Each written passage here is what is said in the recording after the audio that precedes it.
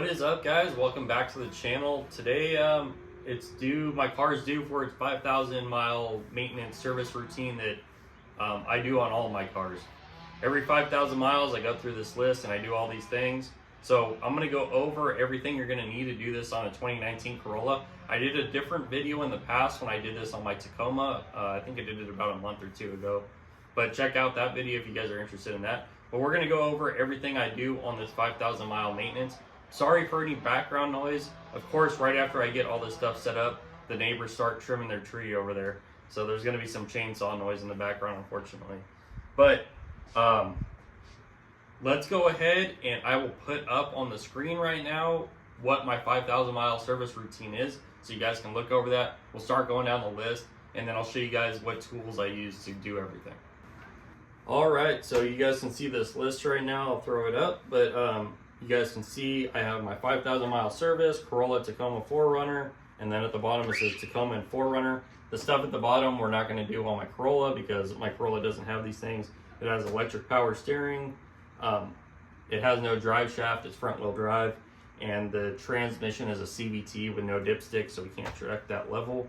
But you can see first on our left, our list here is change the engine oil, change oil filter. So we'll go over the stuff you're going to need for that. First thing I do is I take the car for a drive, I warm up the car. I like the oil to flow, especially in the mornings when it's cold. So I like the oil to be a little bit hot so it flows a little bit easier. Once I get back, I'll jack the car off up the ground. You're going to want a jack or something. I used to use my regular floor jack. I recently got an air jack, so I'm going to be using that today. And then once I get the car jacked up, make sure you, before you jack it up, make sure you use some chocks and make sure you throw some jack stands underneath to be safe at all times. And then I will go ahead and I'll grab this carpeted, this is made for doing oil changes, but it's carpet on the top, rubber on the bottom. I throw this underneath the car. That way I don't spill any oil on the driveway just in case something misses the drain pan here. And then next up, obviously you're going to want a drain pan. You'll throw this under there, and you're going to want a way to break your oil drain plug loose. So I have this Husky ratchet. This is just my oil change ratchet. This is all I use it for because it has a quick release on it. Taking off sockets and stuff on a ratchet that doesn't have quick release when your hands are oily is a huge pain. That's why I just use this one for oil changes. Also, the drain plug is a 14 millimeter, so I have a 14 millimeter socket on here. So as the oil is draining, I will go ahead and I will change out my oil filter. I'll start unscrewing it. I have this 3-inch 3/8 extension that can go on my ratchet, and then I have this filter wrench. This is Motive Tools. These are really nice. I have 2 of these because my truck takes a little bit bigger oil filter, but I can just pop this on my ratchet, and I can easily go ahead and break that oil filter loose and drain it out. Also super nice, I had this old funnel that I just cut the bottom off of, and I screwed it onto here so I can stick my oil filter in here and let it drain out. Once my oil filter is done draining out, I always keep a bag down there with me to throw the old oil filter in. And if I use any shop towels, I like to keep a roll of shop towels down there with me in case I drip oil on any other components down there. The pan down there or whatever, I can just wipe it off real easily.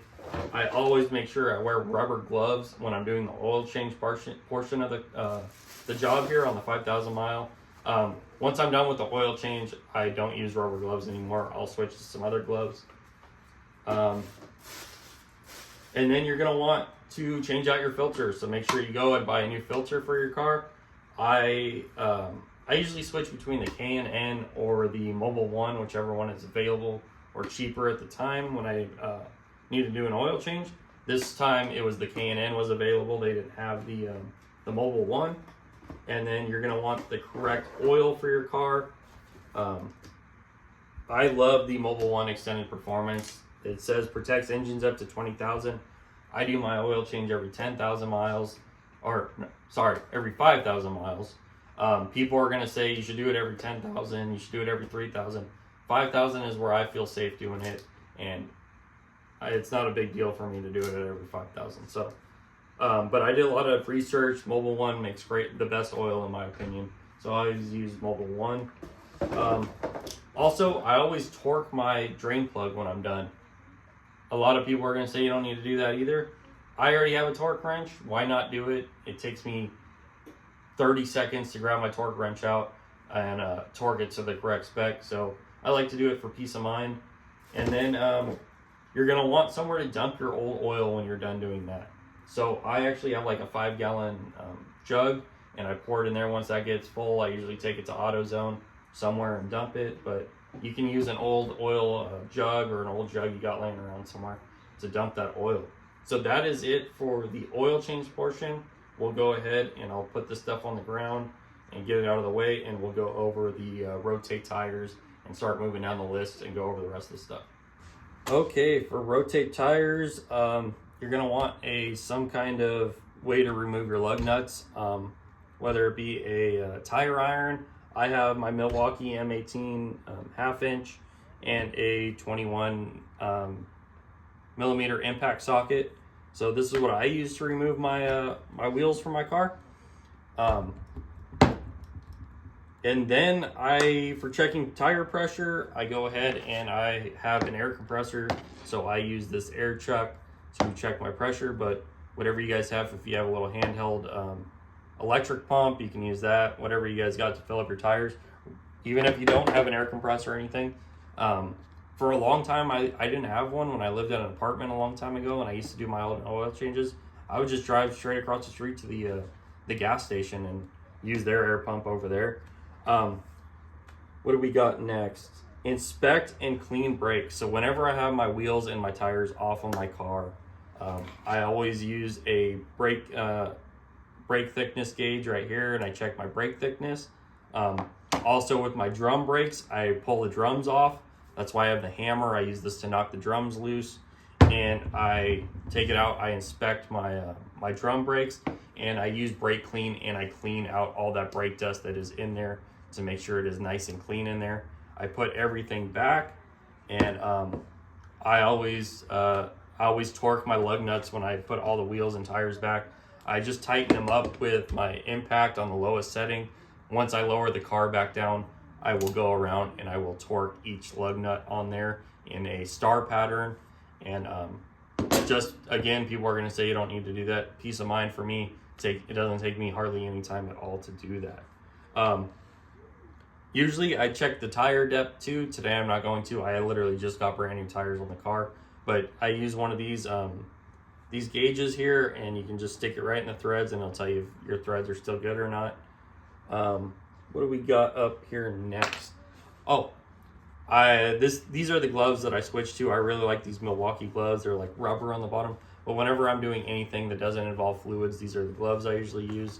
And I always wear safety glasses through the entire process, just to keep your eyes safe, especially working under my truck. There's all kinds of dirt and dust and stuff under there.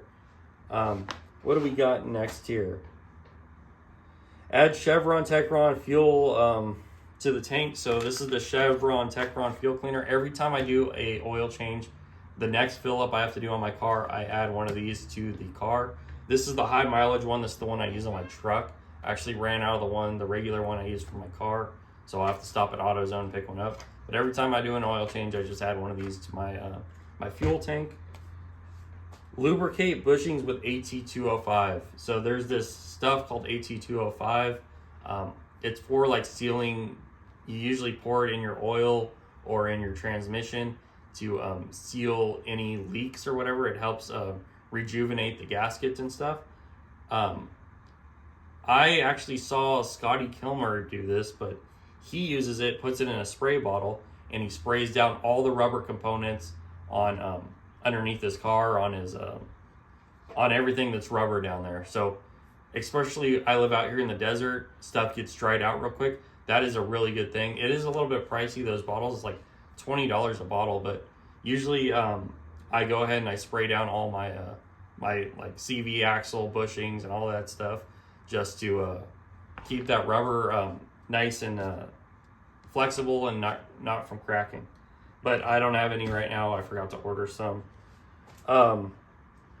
test and inspect coolant and brake fluid. I use these, they're called Phoenix systems, but they're little strips. You can stick it in there. You can see if your brake fluid is acidic or not. And then same with the coolant, you can stick it in there, see if the pH is correct and if you need to change those or not. These are super handy. I'll link these down below in the description.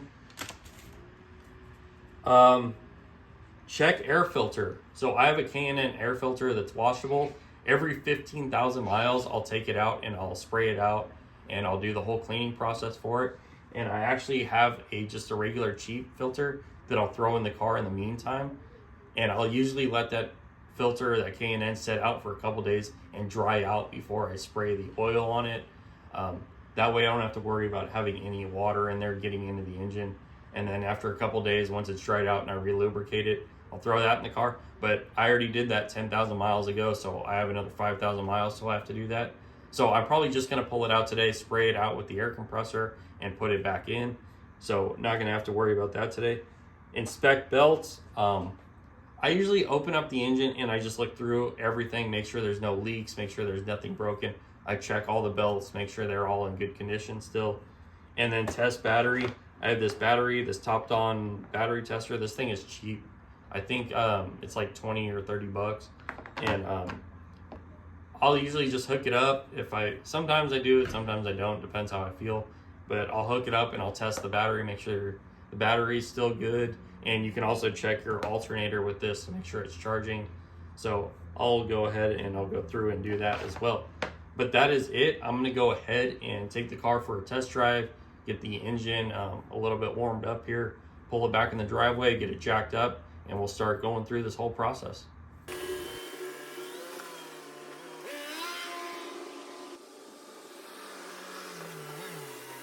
All right, I'm gonna go ahead and get the car jacked up. I'm gonna speed up the video so you guys don't have to watch the whole thing of me jacking up the car, but I'm gonna chock the rear tires.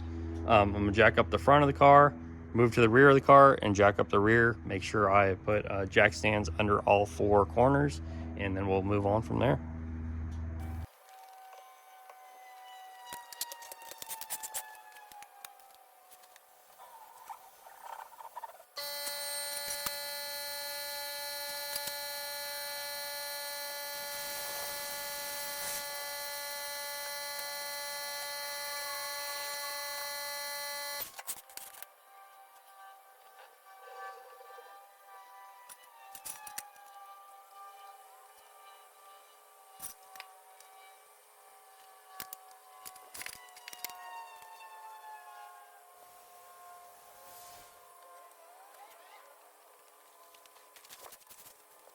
All right, so we got the car all jacked up and I'm gonna start draining the oil. The first thing I do is I remove the dipstick here. And I just set it off to the side. And I also remove the fill plug here, fuel cap.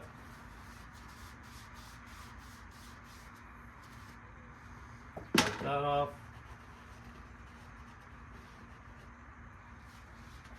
Around there a little bit. All right, now we're gonna go ahead and climb under the car. I don't know if you guys can see it in the video. There's a tool tray over here.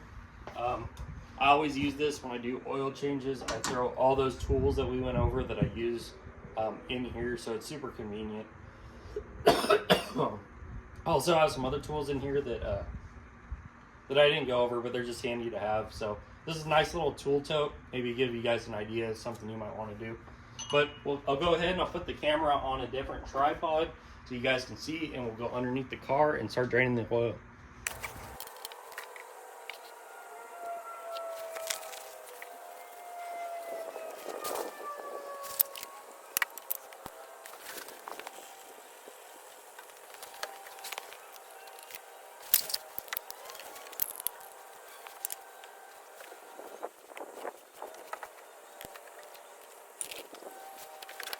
Okay, so I went ahead, let that drain for about 10 minutes, took a little break. Go ahead, we'll wipe off our area around our drain plug right here. I already put that new gasket on the drain plug, so we'll go ahead, we'll put this back in. Wipe up one more time. Then I'm going to go ahead and torque it to 27 foot-pounds.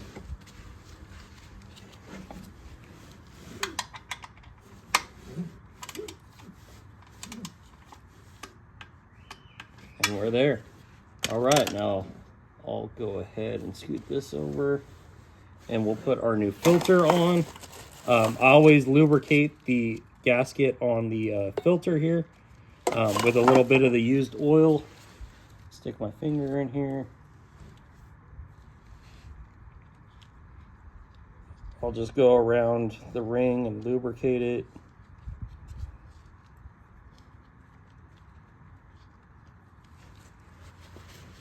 And again, I'll wipe around where the old oil filter was before I put this new one on.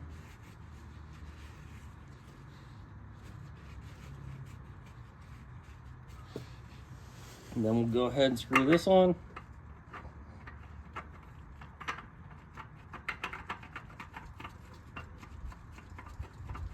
I don't pre-fill my oil filters, especially on this car because it's horizontal, so it'll all just dump out. Most of it will just dump out once I try and put it on. Usually makes a bigger mess. Once I fill up the oil, I'll start the car, let the oil filter fill with oil, and then I'll check it again, add some more oil when I need to. But I don't think it's not really a big deal to leave your oil filter empty. It's going to fill up super quick. It's not going to do any damage to your engine. And then I don't tighten my filters down too much. I just do them hand tight. You don't want to do them super tight. Otherwise, it'll be crazy hard to get back off. But we're all done down here. So I'm going to go ahead and we'll move up to the top and add some oil. All right, so we're all done down below. I'm going to go ahead and add the oil now. This car takes 4.4 quarts. I'm going to add about 4 quarts, and then it's going to take a little bit extra to fill that oil filter. But I'm only going to add 4 quarts for now. We'll take care of everything else we got to do. When I'm all done with the car, I'll pull it out on the street where it's flat, and I will finally check the final level of the vehicle. I'll probably have to add some more oil. So we're just going to go ahead and add 4 quarts for now.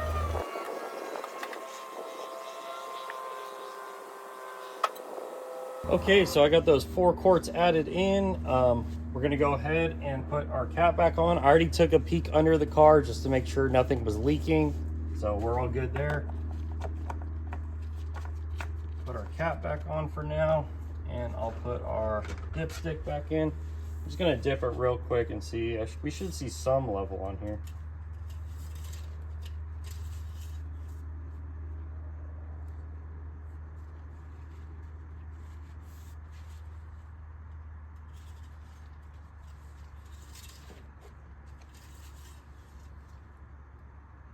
Yep, we're about a quarter on the dipstick there, so that should be fine for now. So let's go ahead and we'll move on to tire rotation. We'll start getting all the tires taken off.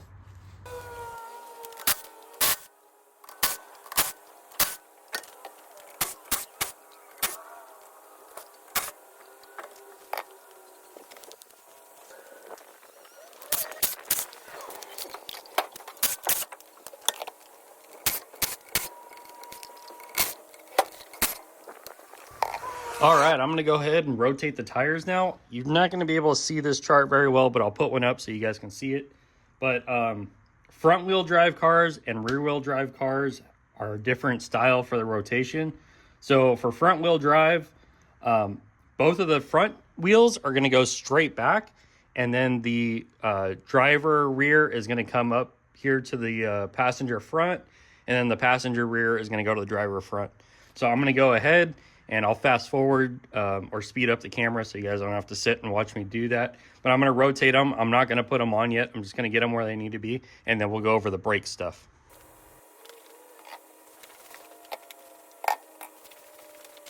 Okay, so I went ahead and I released the emergency brake. Make sure you release the emergency brake, otherwise you'll never get this drum off. It'll be locked in there. I also brought over my oil drain pan. I dumped all the oil out in my oil storage tank. But I always like to put a drain pan or something under here so I don't get brake dust all over the floor. But I'll go ahead and I'll just tap around with the hammer.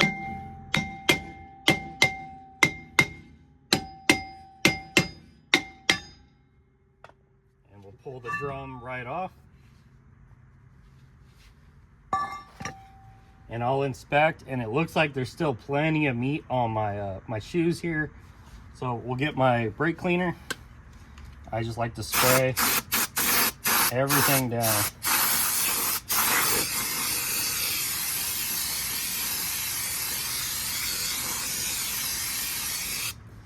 Same with the drum here. Pull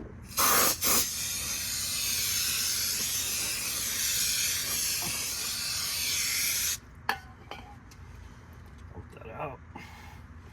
And then I'll just slide this right back on.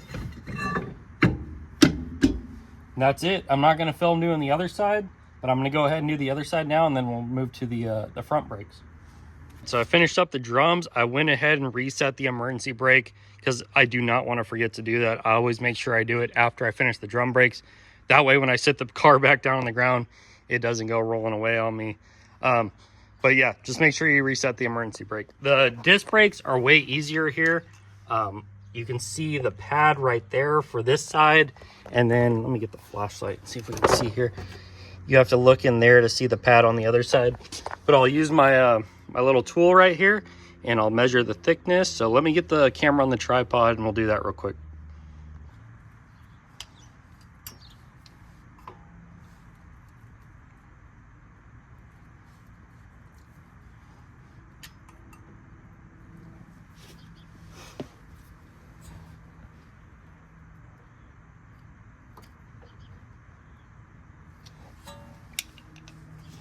Perfect. So they're both right at the 6mm one. So we're still good. We're not in the red yet.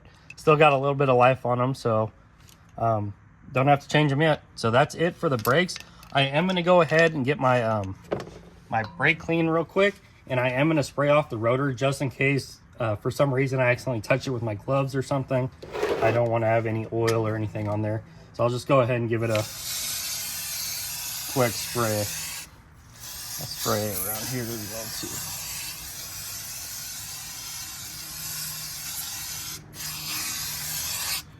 That's it. I'm gonna go ahead and do the other side, and then we'll move on to putting the wheels and tires back on. We're all done with the brakes. I'm gonna go ahead and put these tires back on with the impact at the lowest setting. I'll jack the car back up, and I'll lower the back down first, make sure I chalk the tires, and then I'll come up, raise the front, pull the jack stands out, lower the front. The car will be back on the ground. We'll go around, we'll torque everything. And I guess I'll continue with the video there so I can tell you guys the torque specs.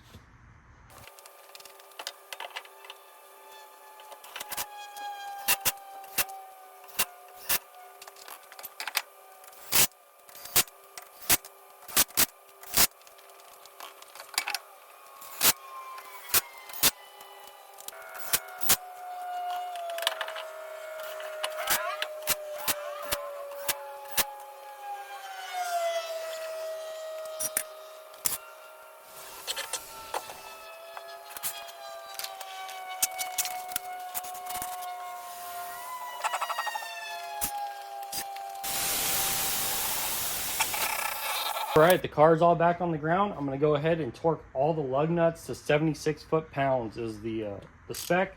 So I'm going to go ahead and do that real quick. Okay, all the wheels are torqued. I only filmed doing the one side. I didn't feel the need to do the film doing the other side. And I'm not even going to film doing the other side when I fill up the tires with air, because that would be a waste of time for you and me. So I'm going to go ahead, fill all the tires at 32 PSI because that is what the manufacturer recommends. So we'll go ahead and do that real quick.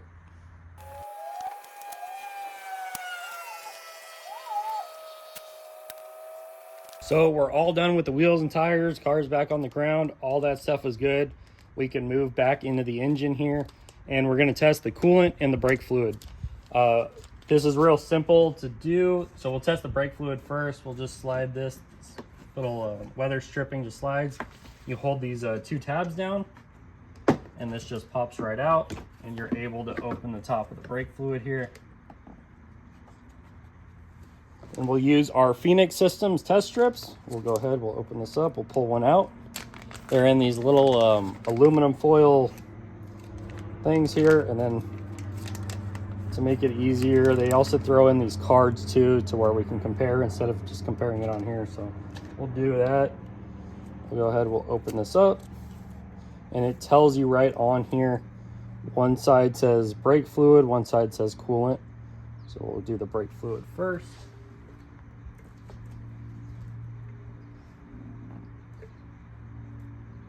Stick it down in there.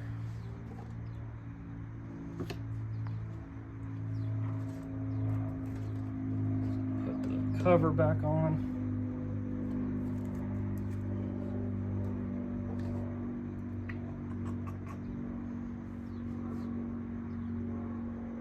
What did I do with the plastic cover? Oh, duh.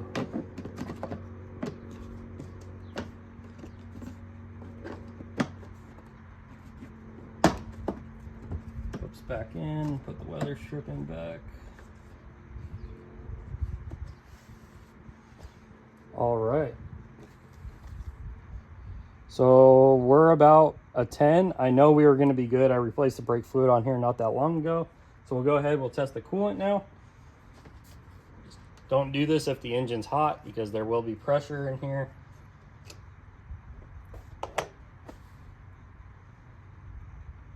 Tip this end.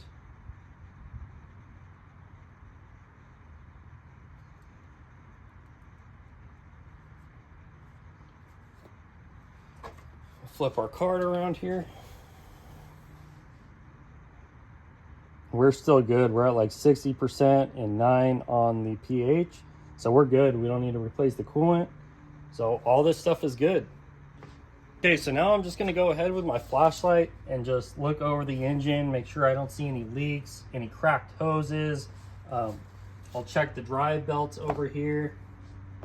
All the belts look good. There's a little bit of drippage down here, but that's just from when I removed the radiator cap. That's all good. I don't see any oil leaks. Everything looks really good. So I'm gonna go ahead, I'm gonna pull the air filter out, check it. If it looks super bad, I'll clean it. But like I said, I got 5,000 miles on it till I normally do the cleaning on it. But I'll pull it out and I'll blow it out if I just need to do that.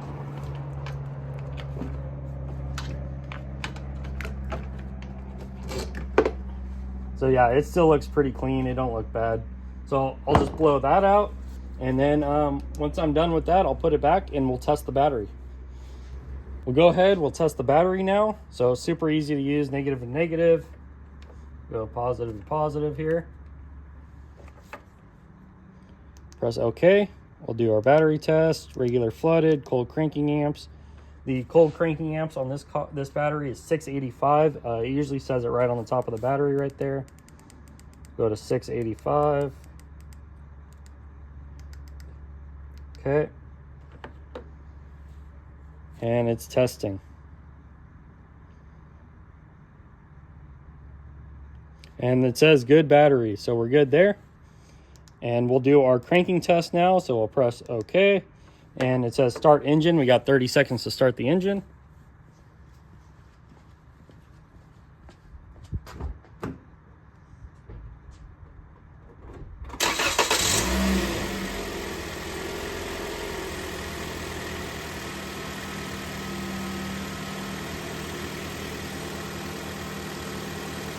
And it's doing its test.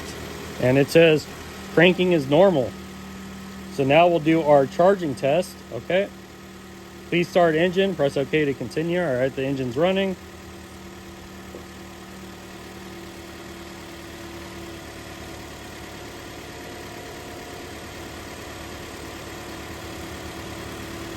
Increase RPM to 2,500 and keep it for 5 seconds. So I'll go ahead and do that.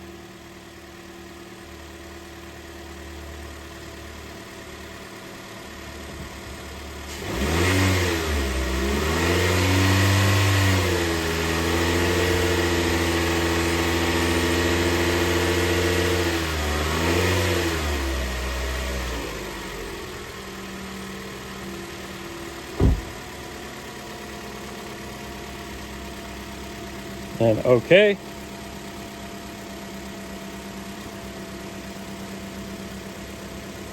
Charging normal. So that's it for the battery test. Everything checked out. Alternator's charging the battery. Battery is in good health.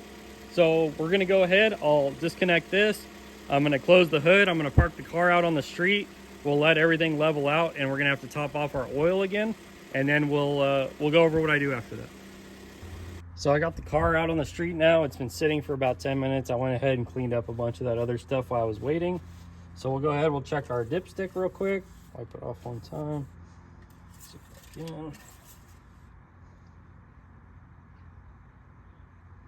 in. And we gotta add a little bit here.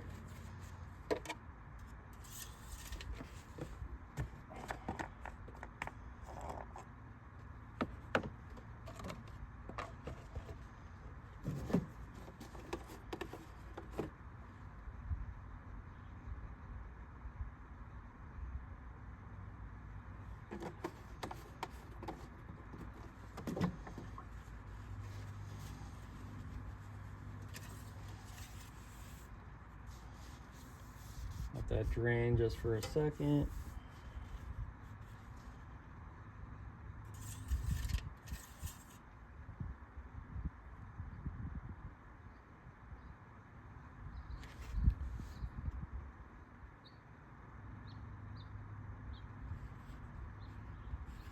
Add a little bit more.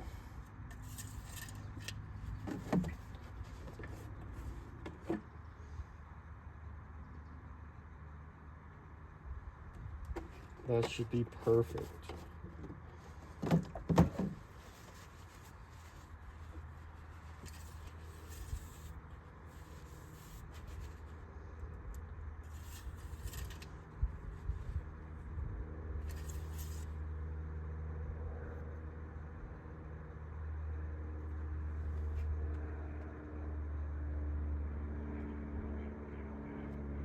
All right, I think we're good.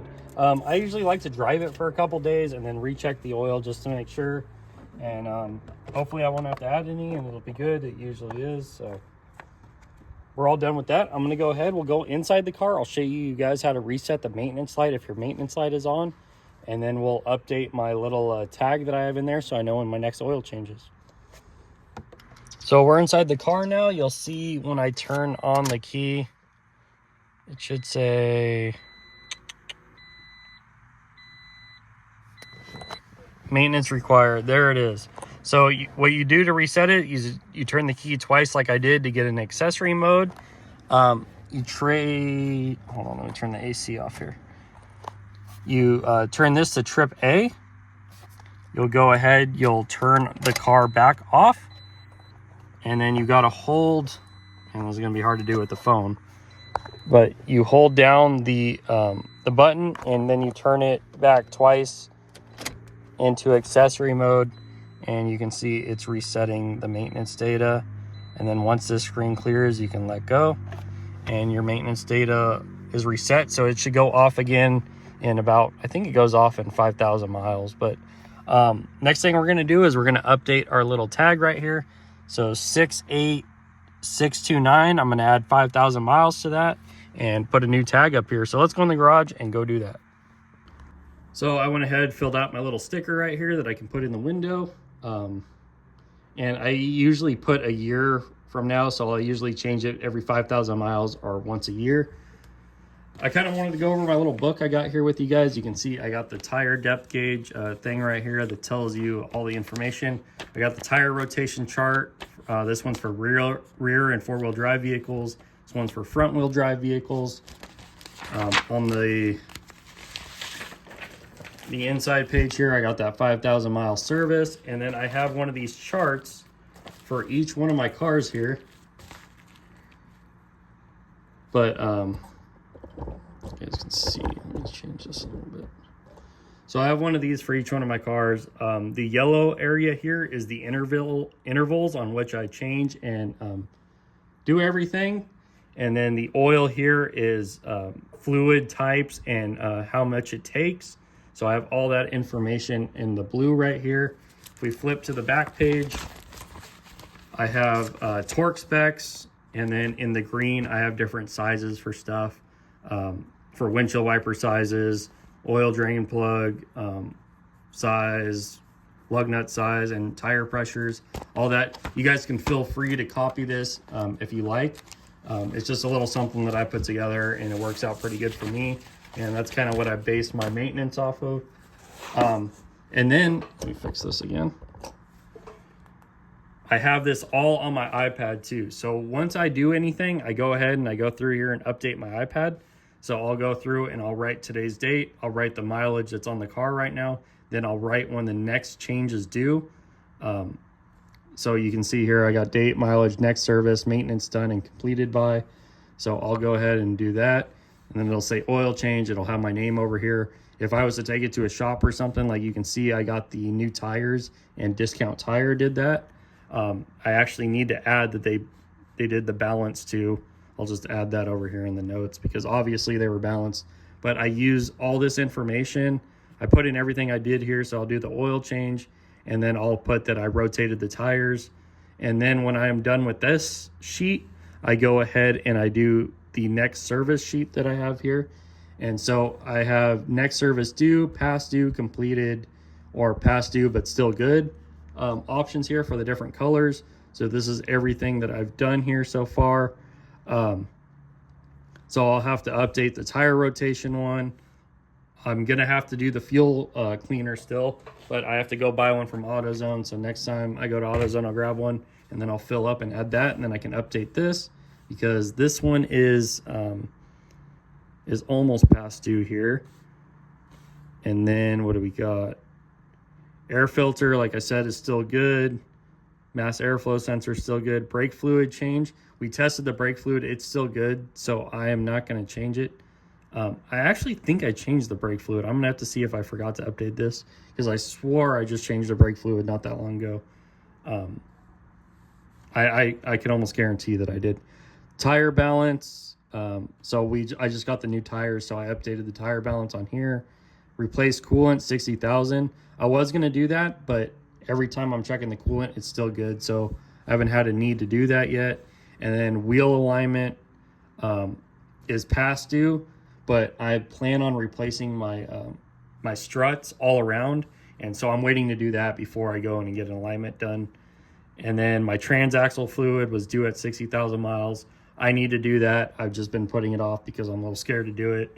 It's a little bit of a job where you have to make sure that you extract the you have to make sure you put in the same amount that comes out, so it's a real precise job. You don't want to mess that up. And then everything else is updated on here. So I'll go ahead, I'll update this page, I'll update that other page, and that is what I do for my 5,000 mile service routine. It's kind of a lot, and it took a real long time to do this video because I had to film everything. Usually if I'm not using the camera, it takes me about an hour and a half to knock out everything. So it's not too bad. I only do it every 5,000 miles, but I do this on both of my cars. Be sure you check out that other video that I did on my truck if you guys are interested. I hope this video helps. Hope it gave you guys some ideas. If you have any questions, leave them down in the comment section. If you want me to link any tools down below, or if you have any questions about any of the tools and want a link for them, let me know in the comment section as well, and I'll link those. And I'll see you guys next time for another video.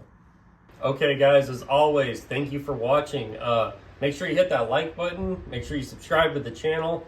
Hit that bell icon if you want to be notified when I upload a new video. Also, follow our Instagram. I post a lot of pictures and stuff on there. And I'll see you again soon for another video. Later.